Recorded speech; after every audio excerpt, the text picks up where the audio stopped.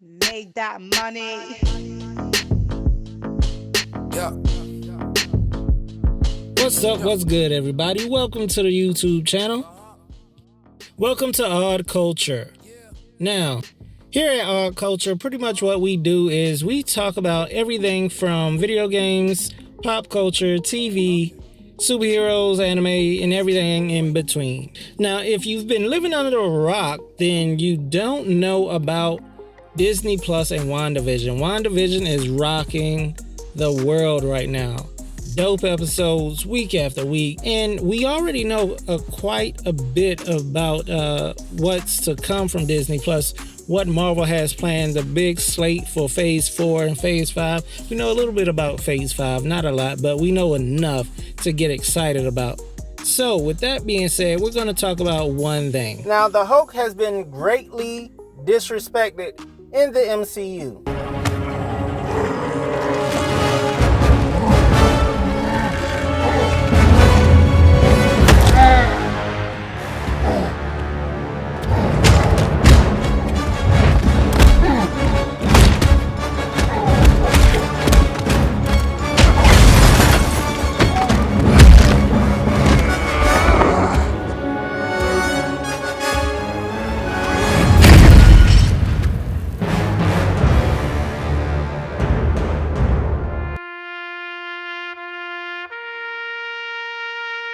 If you don't know what I'm talking about, go ahead and watch Endgame or the last couple of Avengers movies, and you'll see what I'm talking about. Pretty much the Hulk has been punked. He's lost a lot of fans because of the way things went down in those two movies. Yeah. Oh, take my hand. Ah, come on. You're gonna fall unless you take my hand. No. And for me and my people, for me and my house, we will not stand for it.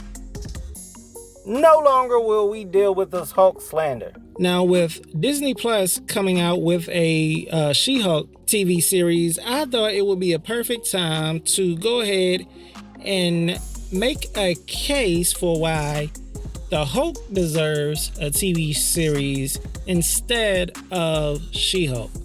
Now, I'm not going to get deep into the details of everything, but I will glaze over. It's going to be quick. If you want to get into the details and the murk and the mire and moving pieces of why everything is the way it is, then I can point you in the right direction. I can point you to Comics Explained, Comicstorian, those type channels. They go in detail about all of the characters and all that good stuff. Here, we're just getting down to the nitty gritty and how to fix what they've messed up so far.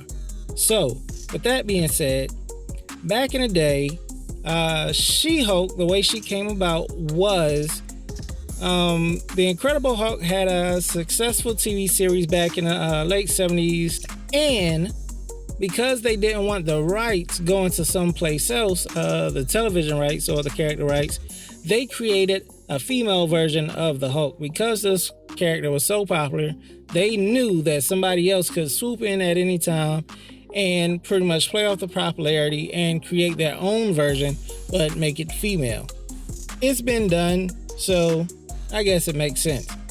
So, She-Hulk, the whole purpose of this character was to be the opposite of the Incredible Hulk. The Incredible Hulk was the quintessential Dr. Jekyll, Mr. Hyde type character. Frankenstein monster, however you want to play it, that's the role he played. She-Hulk, on the other hand, she was the popular cheerleader of Marvel. She was always invited to the team-ups, always a part of the team.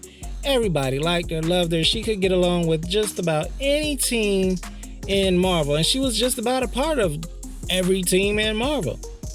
From Fantastic Four to the Avengers.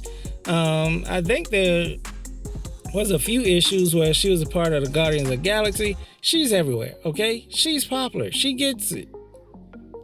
Now, because of that fact, I believe that her talents are best used for the big budget movies, the big budget movie franchises, because she plays well with others.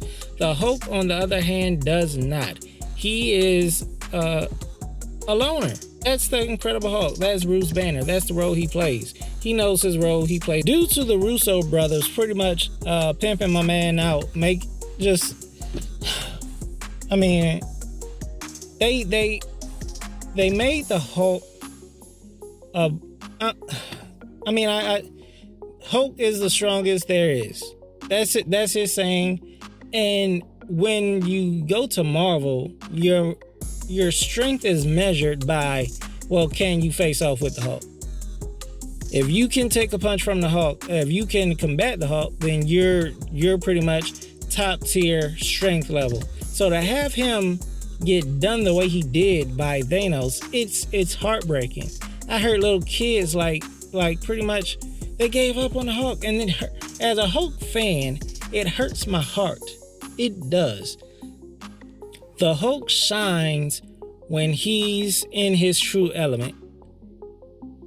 Now, I know the Marvel Cinematic Universe is completely different from the comic universe or the 616 or even Ultimate Universe for that matter. The latest run on the Hulk, the Immortal Hulk, really highlights what makes the Hulk, like what makes him such a dynamic character. And I feel like a lot of people throw away the Hulk as a two-dimensional character. He gets angry, he gets strong, that's it. Till the Hulk gets placed back where he's supposed to be, everything is wrong.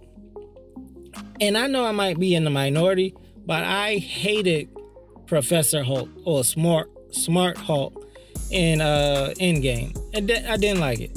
It was pointless. The Smart Hulk, the smartest version of the Hulk, is the weakest, primarily. And I know the MCU is different from the comic books, but come on, man. Give us something. We waited a lifetime to see this. So, this is how we can rectify what's going on. And warning, if you didn't see Endgame, I don't know where you were, but there's going to be spoilers. So, at the end of Endgame, the Hulk was pretty much crippled because of the whole Infinity Gauntlet. He used it, and now he has a small little shriveled hand and one big arm.